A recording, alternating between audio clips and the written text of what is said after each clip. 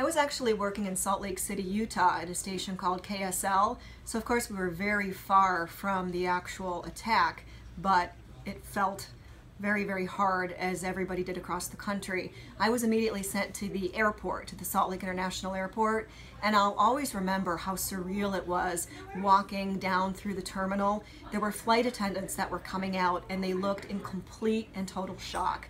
They just had a look on their faces that was really unforgettable. Many of the flight attendants had tears streaming down their eyes, and they just were in absolute awe of what occurred.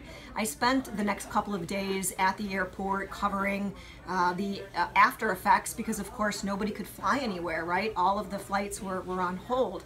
And I remember talking to people. Normally when you talk to people about being stuck at the airport or a flight being canceled, you know, they're very, very frustrated and aggravated. There was not that sense at all. Everybody was in such shock and so horrified at what occurred that the normal day-to-day aggravation, they didn't even feel, they didn't even care. But it was just so surreal at the airport, and I also recall walking through it with nobody there. It was during the day one day when all the flights were canceled and there just wasn't anybody at all in the airport. So it was just such a surreal day, of course, many, many miles away from the Pentagon and from New York, but extremely, people were touched in ways you just couldn't believe.